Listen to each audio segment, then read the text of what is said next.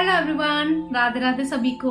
Friends, आज मैं आपके लिए फिर से एक नया आइडिया लेकर आ चुकी हूँ और उस आइडिया के लिए मैंने यहाँ इस तरीके से पुरानी जो कुर्ती है वो ली है। आप कोई भी फैब्रिक ले सकते हैं और इसमें से हम बहुत ही प्यारा सा एक ऑर्गेनाइजर बनाने वाले हैं जो कि मार्केट में बहुत ज़्यादा महंगा मिलता है और महंगा मिलने के साथ साथ वो ज़्यादा लॉन्ग टाइम स्टे नहीं करता है और इसे हम घर पर बनाएंगे एकदम फ्री में। तो वीडियो अच्छा लगे तो प्लीज़ लाइक कीजिएगा और आप किसी भी फैब्रिक में से बना सकते हैं और अपना एक कमेंट लिखना ना भूलिएगा। और चैनल पर न्यू है तो प्लीज़ चैनल को सब्सक्राइब कीजिएगा। तो चलिए वीडियो को स्टार्ट करते हैं। फ्रेंड्स, इस ऑर्गेनाइज़र को बनाने के लिए यहाँ मैंने पुराने सूट का यूज़ किया है और जो इसका बैक पार्ट और फ्रंट पार्ट है उसमें से मैं 2 पीस कट कर लूँगी। तो इस तरीके से मैंने इसमें से 2 पीस कट कर लिए हैं। आप किसी भी फैब्रिक का यूज़ कर सकते हैं। तो यहाँ इस तरीके से मेरे 2 पीस एक साथ कट चुके हैं। अब इन पीस का क्या मेज़रमेंट है वो भी मैं आपको बताती हूँ। तो यहाँ मैंने 21 इंच बाय 17 इंच के 2 पीस लिए हैं और अब इन दोनों को करना है हमें क्विल्ट। तो क्विल्ट करने के लिए यहाँ आप नीचे कोई भी फैब्रिक यूज़ कर सकते हैं। तो यहाँ मैं जो पुरानी साड़ी है उसका यूज़ करने वाली हूँ और जो इसका साड़ी का जो सीधा वाला साइड है वो नीचे की साइड रखा है मैंने। इस तरीके से नीचे की साइड है सीधा वाला साइड।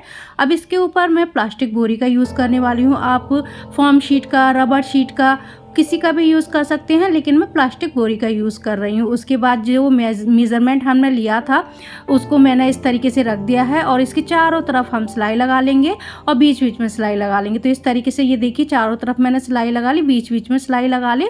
और अभी इसके साइड में जो प्लास्टिक बोरी का पीस है और नीचे लाइनिंग का पीस है उसको हम कट करके निकाल देंगे। तो इस तरीके से ये मैंने कट करके निकाल दिया है। तो ये पीस हमारा तैयार हो गया। इसी तरीके से जो दूसरा वाला पीस था वो भी मैंने तैयार कर लिया है। इस तरीके से मैंने नीचे लाइनिंग लगाया है, बीच में प्लास्टिक बोरी का पीस लगाया है और इस तरीके से अब हमने एक पीस को ले लिया है और जो 21 इंच वाली साइड है वहां से इसे डबल फोल्ड किया है और बीच में यहाँ हमने इस तरीके से निशान लगा लिया है। और निशान लगाने के बाद जो मिडिल सेंटर में हमने निशान लगाया है उसके नीचे से हम 2 इंच पर इस तरीके से निशान लगाएंगे और यहाँ हम लाइन ड्रॉ कर लेंगे।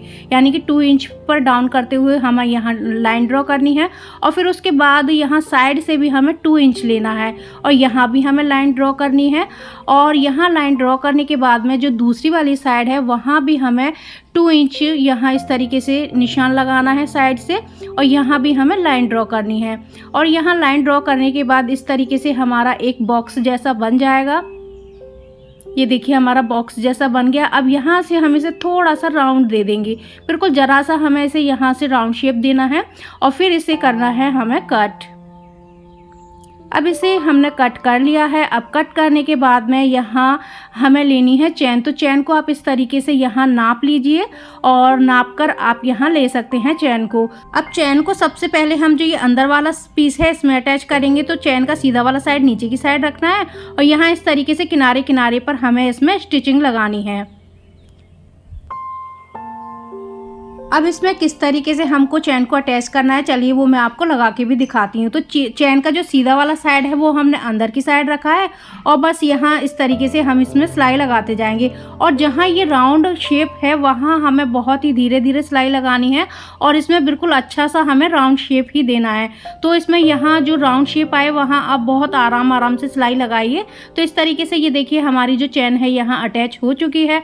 अब इसमें हम लगाएंगे यहाँ दाब सिलाई यानी कि टॉप स्टिच। तो यहाँ इस तरीके से अंदर की साइड हम जो चैन वाला साइड है उसे इस तरीके से अंदर की साइड करेंगे और यहाँ हम पूरे में जो टॉप स्टिच है वो लगा लेंगे। तो जहाँ राउंड शेप आए वहाँ आप बिल्कुल अच्छे से यहाँ जो सिलाई है वो लगाइएगा और आप बहुत ही फिनिशिंग के साथ इस काम को कर सकते हैं। जो राउंड शेप आए वहाँ आपको बस थोड़ा धीरे धीरे काम करना है और बहुत ही फिनिशिंग के साथ आपकी जो ये चैन है वो अटैच हो जाती है। तो देखिए हमारी जो चैन है इसमें अटैच हो चुकी है।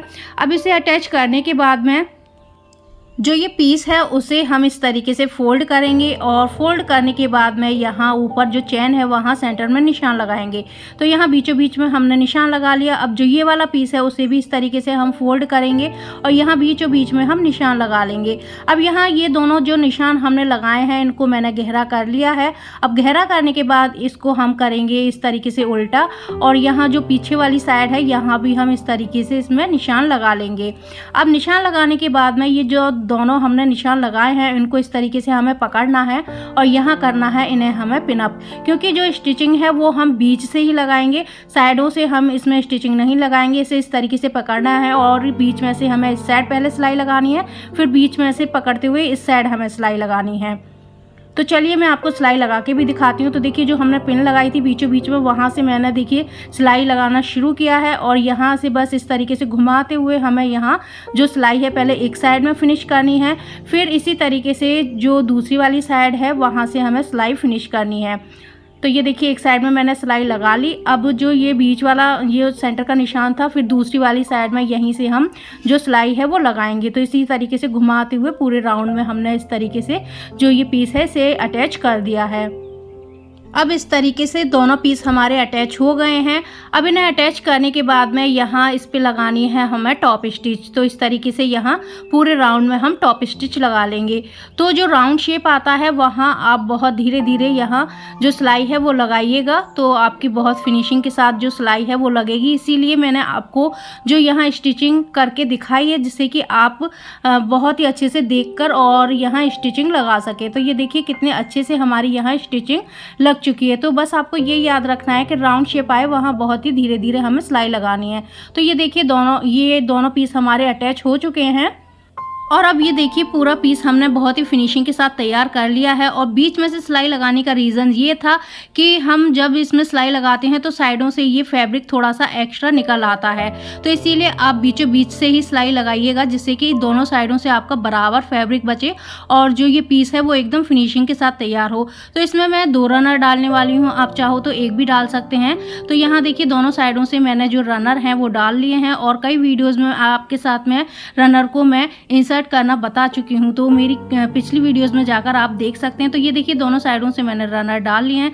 जिस तरीके से ये वाला पीस हमने तैयार किया है उसी तरीके से ये दूसरा वाला पीस भी हम तैयार कर लेंगे। तो दोनों पीस मेरे तैयार हो चुके हैं, दोनों को सेम तरीके से ही हमें तैयार करना है और बहुत ही फिनिशिंग के साथ ये दोनों जो पीस हैं हमारे तैयार हो चुके हैं। अब इन्हें तैयार करने के बाद में जो साइडों में ये एक्स्ट्रा फैब्रिक निकला हुआ है इसे हम कट करके निकाल देंगे। तो दोनों पीसों में बराबर फैब्रिक देखिए ये निकला हुआ है।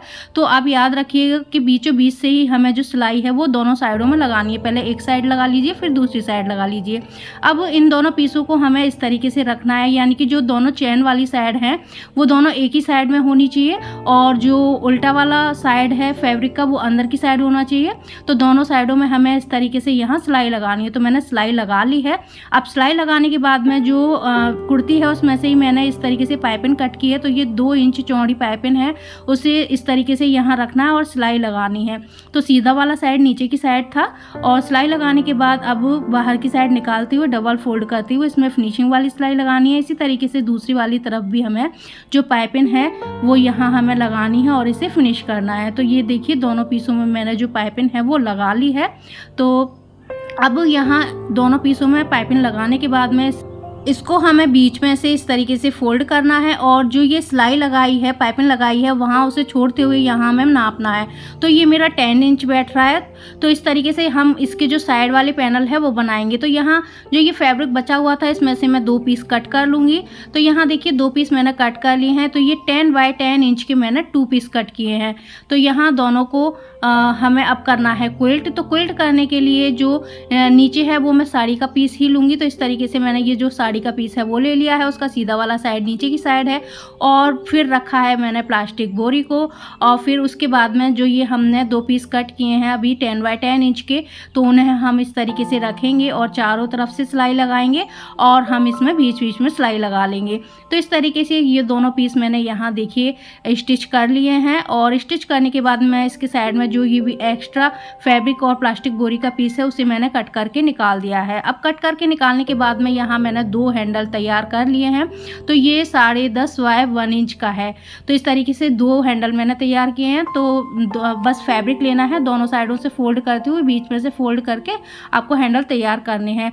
अब जो ये पीस हमने तैयार किए थे वहाँ वो एक साइड से हमें 2 इंच पर इस तरीके से डाउन करना है, यानी कि 2 इंच पर निशान लगाना है और फिर जो हैंडल है उसे इस तरीके से दोनों साइडों से फोल्ड करते हुए यहाँ अंदर की साइड थोड़ा थोड़ा हमें दबाना है इसे और यहाँ हमें स्टिच करना है इसे। इसी तरीके से जो दूसरी दूसरा वाला पीस है वहाँ भी हमें इस तरीके से 2 इंच डाउन करते हुए यहाँ आप लाइन भी ड्रॉ कर सकते हैं या फिर इस तरीके से रखते हुए यहाँ से स्टिच करनी है। तो दोनों हैंडलों को हम इसी तरीके से यहाँ स्टिच कर लेंगे। तो ये देखिए बहुत ही फिनिशिंग के साथ हमारे जो हैंडल हैं वो स्टिच हो चुके हैं। अब हमें इसके साथ इसे अटैच करना है, जो साइड के पैनल हैं उन्हें। तो यहाँ जो ये स्टिच लाइन है जो हमने पाइपिंग से तैयार की है, वहाँ से हमें इस तरीके से इसे पकड़ना है और यहाँ इसे बीचों बीच में करना है पिनअप। अब इसे पिनअप करने के बाद में नीचे जो देखिए स्टिचिंग लाइन है जो पाइपिंग से हमने अटैच की थी, तो नीचे वाला पोर्शन उससे मिलाते हुए यहाँ पिनअप करना है। फिर साइडों से इस तरीके से पकड़ते हुए हम इसे पिनअप कर लेंगे। तो इससे हमारी जो स्टिचिंग है वो बहुत ही फिनिशिंग के साथ लगेगी। तो पहले 2 साइड में आप सिलाई लगाइए, फिर साइडों में सिलाई लगा लीजिए। इसी तरीके से ये दूसरा वाला जो पैनल है उसे हमें रखना है। और याद रखिए जो हैंडल वाला साइड है वो इस तरीके से हमें जो आपको दिख रहा होगा वीडियो में, जो चैन वाला हिस्सा है वहाँ हमें रखना है इस तरीके से ऊपर की साइड में। और इस तरीके से इसे भी मैंने पिनअप कर लिया है और दोनों साइडों में हम लगा लेंगे स्टिचिंग। तो इस तरीके से ये देखिए दोनों साइडों में मैंने स्टिचिंग लगा ली है। अब स्टिचिंग लगाने के बाद में यहाँ मैंने पाइपिंग ली है, ये भी 2 इंच चौड़ी पट्टी है।